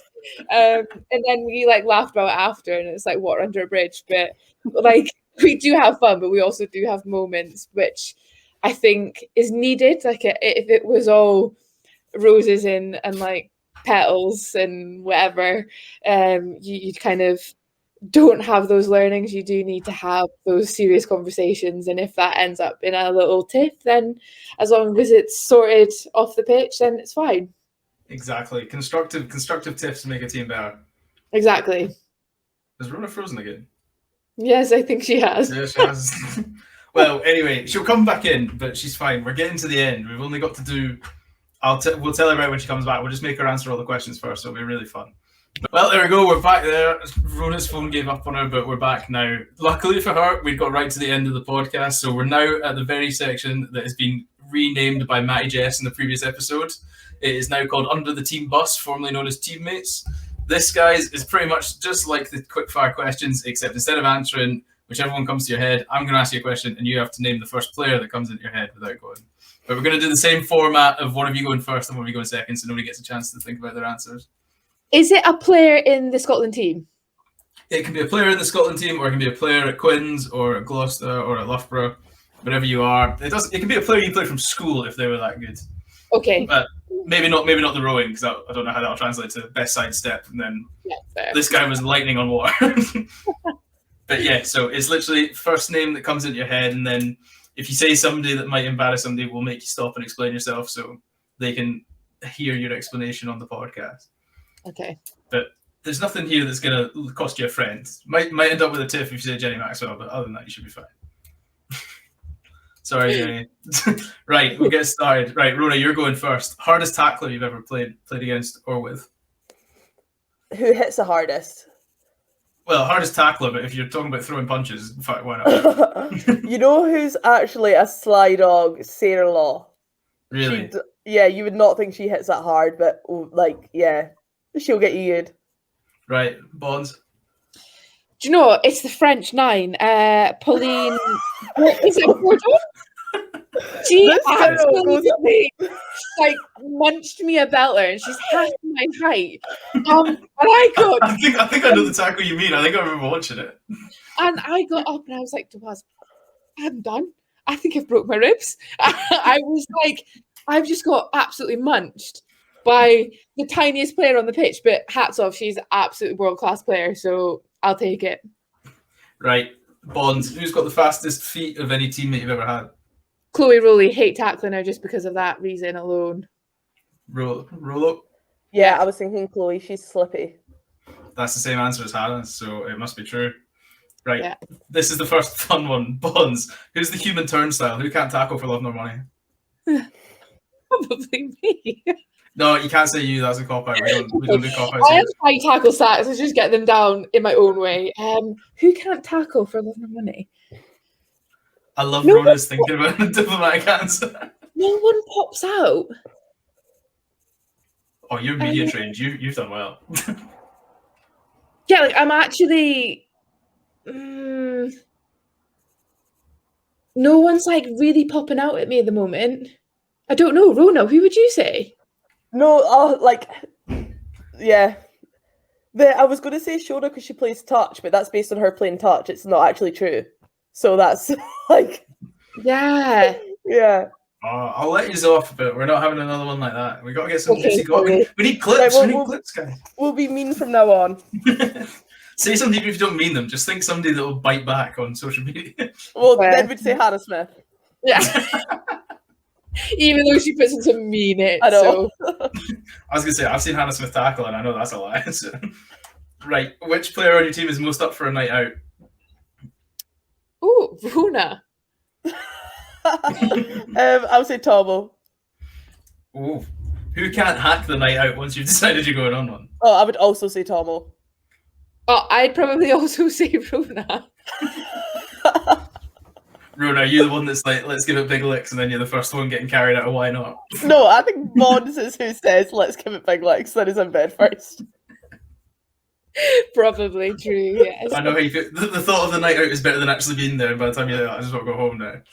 Yeah, I'm just not good at pacing, really. Like, if I'm going for a big night out, I'm going for a big night out, and then I'm like, oh, ruined at 10 p.m. in bed. Oh, yeah, and I think because we don't go... No, sorry, carry on. We're doing it again. I was going to say, because we don't go out often, I think we all just go, like, wild. We're like school kids at Christmas. Mm-hmm. Yeah. Oh no, I made an embarrassment of myself at the first blokes charity football match we did. We had a game. We decided to play a football game on a Sunday, and we all met in Manchester for the first time on the Saturday. So we did the responsible thing of going to watch the Lions game in a pub at 4. And by half 10, it was game over. And I was drinking with people like Tom Lindsay, who's 6'6" and 19 stone. So I didn't stand a chance. But he's evil and conniving because at one point he was drinking pints. And I was like, this man's a psychopath. He's having pints of gin and tonic. And then I realized it was soda and lime. So I was like, he's not drinking. Strong. Exactly. Right, worst fashion sense. Rhona, you've got to go first. Bon's gone first past 3 times. Oh, worst fashion sense. Oh, see, people would say me. That's what I was thinking. I've been voted... Were you going to say me? I got voted least fashionable at Lightning last Christmas party. So... You can't say you. Say me. Bonds can say you, but you can't say you. Emma WASSUP. She hates Crocs. Yeah, not having that. Birkenstocks can get out. We're not having that. Right, Bonds, I know you're going to say Rhona, but why is Rhona the least fashionable? Tell her to her face why she's not fashionable. It's not she's not fashionable, she's just got her own unique sense of style. And you know, if Rhona dressed any differently, it'd be weird, and I think she's unwell, so I love the thought of you pulling her aside like, Rhona, you're wearing black jeans and a casual top, what's wrong? Yeah. Also, I can't really talk because I packed for this camp and I've literally only packed Schmacker on. And so I'm now in Emma's top. I'm literally sponsored by Emma this week because she gives me like casual tees to wear around camp. Boss is a good friend like that. Mm-hmm. She is. Right. Who's the biggest joker in camp? Boss, you go first. CB maybe. I was going to say CB. CB, or do you know what? Rachel McLachlan. Have you got any examples? What do they do that makes them the biggest pranksters and jokers? Rachel's just like that, like day-to-day pranker is just like always wanting a prank. And she's got her own, like her close friends is quite funny, so it'd be up there. I'd say, Rhona, yeah. do you agree with both? No, I'd agree. Like CB's just funny, and Rachel just runs around causing mayhem. So those two for that reason. Right. Who's the best dancer in the group? Who's the hot stepper? Or best dancer teammate? That is a very good question. Do you know J-Max? Oh my god, J-Max. Yeah. 100%. Yeah, Jen. Really? What's her go-to dance move? She just snake hips. Snake hips. Really? Yeah, like hips move. She could do a slut drop and look good. Like J-Max just dances. Yeah. I love that. The Scottish Shakira, J-Max. Right. Who skips legs day? And what I mean by that is, who's the one that you never see in the gym but is somehow at a brick shithouse?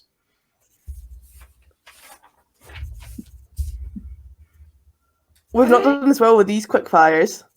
No. Yeah, but I want you to think about these a bit more, and then it proves that we're getting an honest answer. You're not just picking a name. Leah. Leah. Really? Leah Bartlett. I feel like she'd happily skip leg day, but still be a shitbrick house. I agree. Right. Who's the best player that you've ever played with skills-wise, just in pure rugby talent? Rule, go first. I've played with Emily Scarrett at Loughborough, who I think is one of Rugby Player of the Year. So that's a pretty cool experience. I'm going to say Skaz. Bonds. Mine would be Emily Brond. So I played with her at Lichfield. She was an old England lock, and she was just sensational. She would be class aerial in the lock.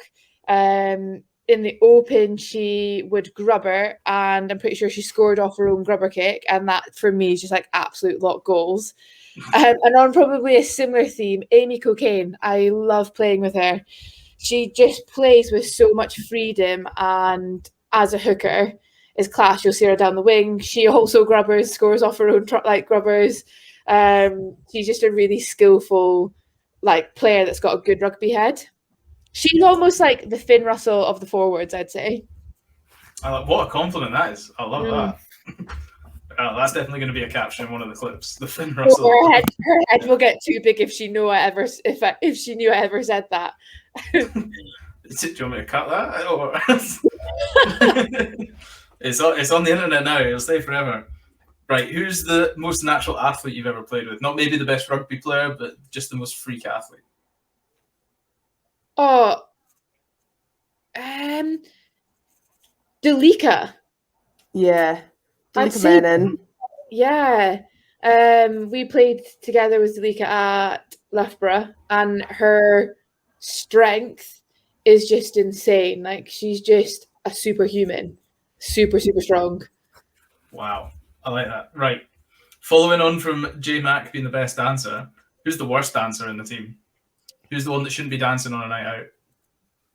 Not gonna lie, probably one of us. Yeah, the two of us. Or I thought Haggis. Sorry, Lauren Harris, ex-teammate, terrible dancer. Really? Yeah, wrong. Oh, can't be that bad. What does she dance like? Creepy dad. Yeah. You answered that so fast. Just creepy dad. Right. Who's got best tunes? Who's the one that you want to see on the aux cord? Annabelle. For me, Annabelle Sargent. Really? Are we talking cheesy pop? Or are we talking like heavy rock? Or like a bit of both. She just reads the crowd really well, I think. I'd agree. She's well travelled as well, so she's got some like overseas tunes in there, which we love. Yeah. Love that. You love like you remember when Despacito, the summer of Despacito, when everything was in Spanish? Yeah. Right. Who's the future coach? Who, when you look at them play or train, you just think you've got future gaffer written all over you? Do you know what? I think Tomo. She does coach, doesn't she? She does coach already. Yeah, but for like under 16s. Like, I can see her in like years to come, not like soon, but years to come, being like Scotland head coach. I thought Slaw. Or Slaw, yeah, fair Slaw's a good shout. Oh, we've got two coaches there. That's us solved. Dreamy. Exactly. Team coach, just two teams. Perfect. Right. Who's hard as nails? Who's just is somebody that, if say you were to have a very serious tiff on a game, not in training, who do you want stood next to you? Meg Kennedy. 100%. Yeah. Got your back. I think she as well. She's got that like Switch. That streak. Yeah, she could go a bit psycho if she needed to for a teammate. I like that. Right, getting close to the end now. Who is the one that hogs the mirror the most post game? Who's the one that knows they've got a cheeky interview coming up with SRU TV or they've got Sky Sports? No, I'm throwing this back to you. Guess. You must know. I know what Hannah said. I don't want to say it because I feel like it's a very loaded question. And I'm going to make Rhona answer first because you've answered all the other ones first. I'm thinking the same person that Bonar said, the same person that I imagine Hannah Smith said, we'll all same person that you know. Well, also, I'm not saying I know this because I don't know any of it. Right, well, I'll say it on the end of 3. Right, so 3, 2, 1, WASSUP. Emma. Yeah, Emma Wassel. I heard it's because she doesn't have waterproof mascara and she keeps forgetting to buy some, and that's why it comes off. That's what I heard. I don't know. When we went shopping not that long ago together, and she bought some. So Gal's got no excuse now. Well, at least I don't feel as bad for Hannah Smith now because 2 other people said. Yeah. We're gonna give this girl a poor complex. She's gonna be like, I'm not going anywhere near the mirror. I'm just going straight out. No, That won't Gal's stop her. fine on it. It's fine. It's because she's a warhorse, man. I don't think I've ever seen her not go into a ruck at 100 miles per hour. Yeah, true. So when she comes out with the cauliflower ear and the buns, like for me, the symbol of a hardworking women's rugby forward is when the bun starts here and it ends up like covering one side of the head. That's when I know somebody's playing really hard in the women's game. Yeah. I mean, Well, that's like Waz. Like we might say that she spends most time in the mirror before the game, but like she absolutely puts her body on the line. So fair play to her. Waz, it's all in good spirits. We're all your friends, really. We just roast you on the internet on a podcast. But we're all friends. Right, last one. Who's most likely to order plain at Nando's?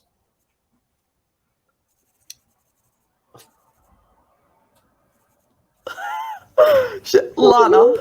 Oh, Lana. Yeah, Lana. Really? Can't handle spice? Yeah, I'd say Lana. I went to a tournament in Ukraine with Lana, and I don't think she could eat one thing that the kitchen brought out that week. So It's a long week of Cocoa Pops and cornflakes. yeah, I remember sitting down to a meal and her saying, "Oh well, that's too down to the kitchen," and that was on day 1. So I love that. At least the honesty's there. Right, well, you guys have both survived under the team bus. Under the team bus with Bonds, and Rhona has been very successful. woo. And I feel like I owe Emma Wassel a pint because she's just getting slated every time I get one of her teammates on the podcast. I need to get her on, and then I can just let her defend herself. I'll be like, right, I've not got any segment planned for this. Emma, just get anything you want to say about Bonds, Rhona, or Anna Smith. Right. There we go. We're approaching the end. There's only one question left, and it's the question I actually gave you time to prepare for. So, following on from Annabelle Sargent's tunes, she's handed both of you the aux chords. She's given you the turns each, and you've got 3 cheesy pop songs to get the team ready for the night out and why not, for all the good dancing and all the bad dancing. What 3 songs are you picking? Rhona Lloyd, you go first. We've discussed it together. All right, you've gone together. That's fine. That's even better. 'Cause that means it's got to be a good 3. Our first choice was Chumbawamba Tub Thumping. Love that. That's a great start. Absolute tune. Second choice would have to be Proclaimers. Which 500 miles. song? 500 miles. It's cheesy, but crowd pleaser. We all love it, and you can get the stomps in there. Really get the bus going. And final song, number 3. Third choice, we went for Walking on the Waves by Skip Nish. Great song. What a great song. That is a very good 3.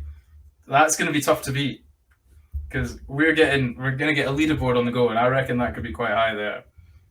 Nobody's hit out with Matt Hardy's Carly Rae Jepsen yet, but people are getting closer. Well, there we go, folks. That is the end of the podcast. We are now at the end of the over 80 minutes at about nearly 200 minutes in, but we're fine. So we've had fun. Time flies when you have fun. Right, guys, before we go, I'm just going to tell you about our partner that we've still got, Wild Haggis Protein. They're amazing. You can get there. You get personalized fitness equipment. You get BCAAs. You get protein powder, fat burners. They're all there. Really great good. And if you use code OVERIN80 at checkout, you get 10% off. That's OVERIN80. Put that in at checkout, 10% off. Sorts out great.